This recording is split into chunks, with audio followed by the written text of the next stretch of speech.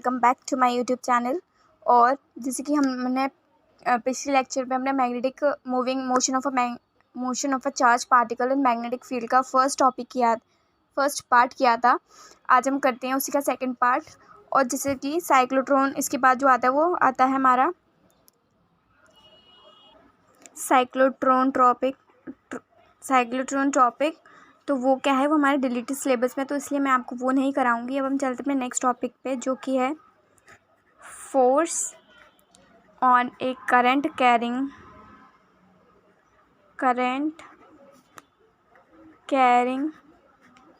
Conductor जो कि magnetic field में प्लेस्ड है। ठीक है, तो देखिए गाइस, जैसे कि मान लीजिए मेरे पास कोई भी एक कंडक्टर है। ये मेरे पास क्या है, एक कंडक्टर रखा है। ये जो है मेरी मैग्नेटिक फील्ड, मान लीजिए यूनिफॉर्म मैग्नेटिक फील्ड में ये रखा गया है, प्लेस्ड है। तो इसकी मैं एक छोटी सी लेंथ ले लेती हूँ। ये मान लीजिए मेरी DL लेंथ है और ये उसकी जो फुल लेंथ है वो है L। तो जैसे कि हम जानते हैं कि अगर करंट इसमें ऊपर की तरफ फ्लो कर रहा है तो इलेक्ट्रॉन जो है वो नीचे की तरफ फ्लो कर रहे होंगे। एंड जो ये एंगल बना रहा है विद दिस मैग्नेटिक फील्ड वो है theta. And moving with the velocity VD velocity से मूव कर रहा है। और इसकी एरिया ऑफ क्रॉस सेक्शन मान लीजिए वो A है। तो अगर मुझे इसमें फोर्स निकालना है, तो फोर्स अगर मैं निकालना चाहूँ किसी भी इलेक्ट्रॉन पर, एक इलेक्ट्रॉन पर निकालना चाहूँ, तो वो आ जाएगी Q V vector cross B vector. और Q की जगह मैं रख दूँगी -E V vector cross B vector. ये क्या है, वेक्टर क्वांटिटी है, इसलिए मैं नेगेटिव साइन पुट कर रही हूँ। अब हम छोटी सी लेंथ DL के लिए निकालते हैं। अब हम कंसीडर करते हैं DL लेंथ, जो कि एक स्मॉल लेंथ है कंडक्टर की। तो अगर मैं इसके अकॉर्डिंग फोर्स निकालना चाहूँगी तो इसके अकॉर्डिंग जो मेरी फोर्स आएगी, उससे पहले हम क्या करेंगे, इसमें टोटल नंबर ऑफ जो भी इलेक्ट्रॉन है इतनी यूनिट लेंथ में, total number of electron in length L निकालते हैं पहले। तो L लेंथ के लिए निकालना है, तो इसका मतलब हो जाएगा कितने इलेक्ट्रॉन्स होंगे, तो वो आ जाएगा नंबर इनटू द एरिया, मतलब जो इसका वॉल्यूम होगा। तो अब फोर्स निकालते हैं। Force on small length DL वो आ जाएगी DF vector is equals to N into FM vector.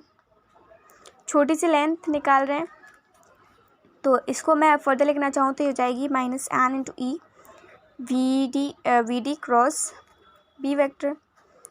ठीक है, तो DF वेक्टर जो मेरा आएगा वो आएगा N ADL इंटू -E इन 10 VD क्रॉस B वेक्टर। ठीक है, तो इसमें एक इम्पॉर्टेंट केस है कि ये इस चीज़ को हम क्या मान लेते हैं।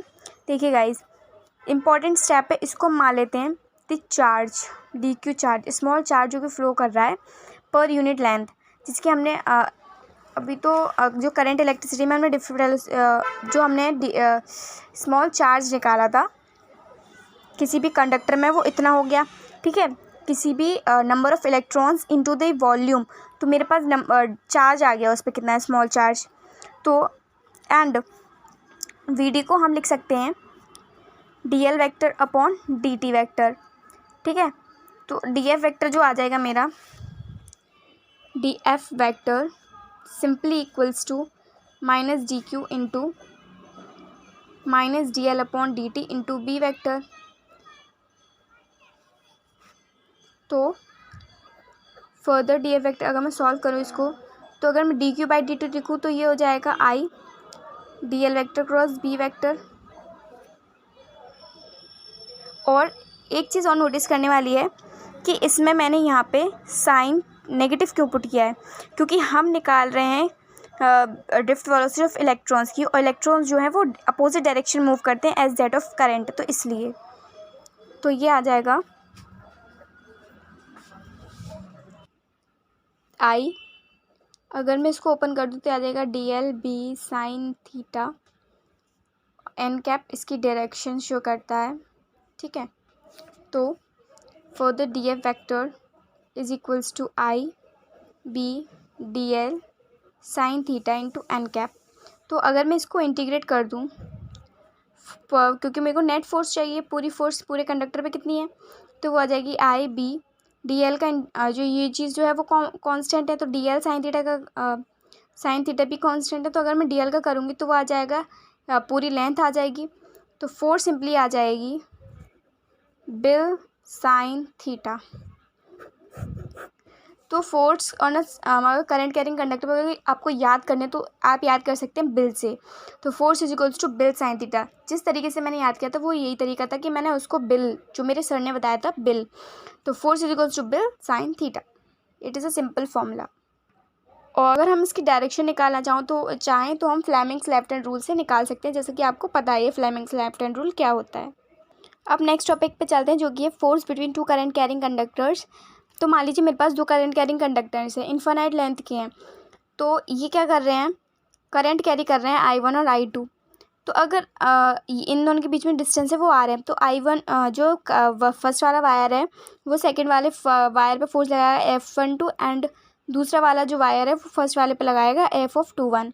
तो अगर मैं मैग्नेटिक फील्ड निकालना चाहूँ फर्स्ट वाले वायर पे, तो देखिए इस पॉइंट पे अंदर की तरफ आ रही है, तो इसलिए जो मेरी B1 आ जाएगी वो मतलब वो आ जाएगी अंदर की तरफ इनवर्स, और सेकंड वाले की वजह से जो मेरी मैग्नेटिक फील्ड आ रही है वो आउटवर्ड आएगी।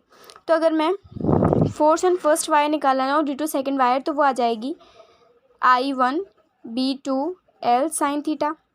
ठीक है, अब फोर्स पर यूनिट लेंथ निकालना चाहूँ तो वो आ जाएगी I2 B2 I1 B2 sine theta. Force पर यूनिट लेंथ को हम लिख सकते हैं simply F-12 which is equals to I1 B2 sine theta. ठीक है, अब जो थीटा अगर मैं इसको लिखूँ, बी को लिखूँ, तो बी का फॉर्मूला मेरे को पता है, is equals to I1 mu naught upon 4 2 I2 over R sine degree कितनी है, 90 डिग्री का एंगल बनेगा। तो फोर्स पर यूनिट लेंथ आ जाएगी मेरी mu naught upon 4 into 2 I1 I2 over R। Similarly जो मेरी यही फोर्स जो होगी वो इक्वल हो जाएगी F21 के, अगर मैं सेकंड वाले वायर पे निकालना चाहूँ तो वो भी सेम आएगी। और जो अंदर में फोर्स लगी वो कैसी होगी, अट्रैक्टिव, क्योंकि एक की वजह से फील्ड अंदर की तरफ है, दूसरी की वजह से फील्ड बाहर की तरफ है, तो इनके बीच में जो फोर्स लगेगी वो अट्रैक्टिव फोर्स है। और इस पूरे लॉ को हम न्यूटोनियन लॉ भी बोलते हैं, क्योंकि जो ये जो फोर्स है इन दोनों के बीच में, एक की वजह से दूसरे पर और दूसरे की वजह से पहले पे, वो अट्रैक्टिव फोर्स है। इसलिए अगर मैं कंपैरिजन करना चाहूँ बिटवीन इलेक्ट्रिक फील्ड और मैग्नेटिक फील्ड में, तो हम कैसे कंपेयर करेंगे। तो मान लीजिए मेरे पास कोई पॉइंट चार्जेस हैं दो, ठीक है, दोनों ही सेम चार्ज हैं और वो किसी डिस्टेंस R पे रखे हुए हैं। तो मान लीजिए इन दोनों पे जो फोर्स लग रहा है due to the magnetic field वो ये है, और इलेक्ट्रिक फील्ड जो लगेगी, force due to electric field, वो अपोजिट डायरेक्शन में लगेगा। ठीक है, क्योंकि चार्ज क्या है, पॉजिटिव है, तो पॉजिटिव की फील्ड अवे होती है। तो मान लीजिए V1 वेलोसिटी से मूव कर रहे हैं और ये V2 वेलोसिटी से मूव कर रहा है। तो अगर मैं इसमें फोर्स निकालना चाहूँ तो इलेक्ट्रिक फील्ड की फोर्स जो मेरे को पता है that is equals to K Q1 Q2 R²। And अगर मैग्नेटिक फील्ड निकालना चाहूँ तो पहले V1 निकालती हूँ, मतलब पहले वाले चार्ज की वजह से, तो ये आ जाएगी mu naught upon 4 IDL sine theta over R²। ठीक है, दिस इज R²। तो इसमें म्यू नॉट अपॉन 4 आई को मैं लिख सकती हूँ चार्ज अपॉन टाइम, तो Q1/dt into DL sine theta upon R²। ठीक है, और DL को लिख सकती हूँ मैं VDT, तो mu naught upon 4 into Q1/dt into VDT sine theta upon R²। तो dt से dt कैंसिल आउट हो जाएगा, वेलोसिटी V1 है, तो B1 आ जाएगा mu naught upon 4 Q1 V1 over R²। और अगर मैं B2 फोर्स निकालना चाहूँ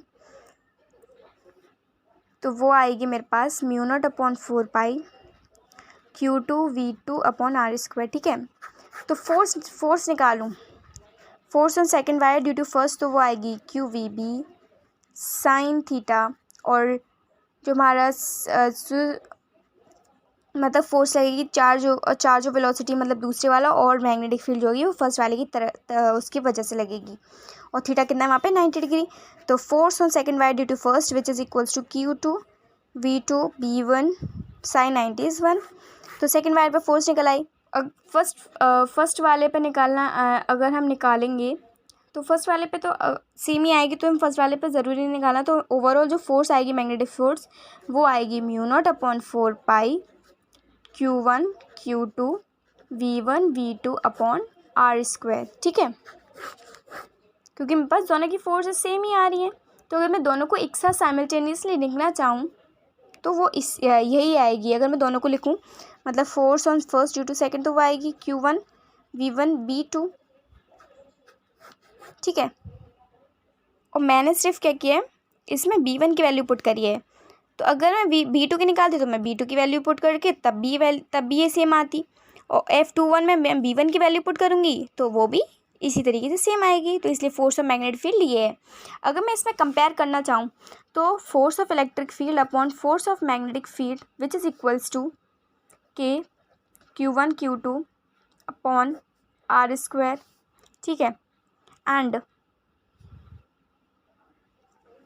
मैग्नेटिक फील्ड फोर्स जो आ रही थी वो आ रही थी μ0/4 into Q1 Q2 V1 V2 upon R²। तो अगर मैं इसको ओवरऑल सॉल्व करूँ तो जो मेरा कंपैरिजन आ रहा है वो आ रहा है C² V1 V2 मीन्स इसका जो वैल्यू आ रही है वो आ रही है 3 × 10⁸ whole square upon V1 V2। ठीक है गाइस, अगर मैं इसको कंपेयर करूँ तो C² की वैल्यू जो है वो बहुत ज़्यादा है V1 V2 से, क्योंकि हमें वेलोसिटीज़ नहीं पता कितनी वेलोसिटी से मूव कर रहा है। बट C जो है वो हमारी कांस्टेंट क्वांटिटी है, तो इसलिए हमारा जो V1 V2 है वो छोटा है, बहुत ज़्यादा स्मॉल है as compare to the speed of light. तो इसलिए फोर्स ऑफ इलेक्ट्रिक फील्ड जो होगी वो बहुत ज़्यादा होगी फोर्स ऑफ मैग्नेटिक फील्ड से। तो ये ओवरऑल कंपैरिजन है force of electric field and force of magnetic field में।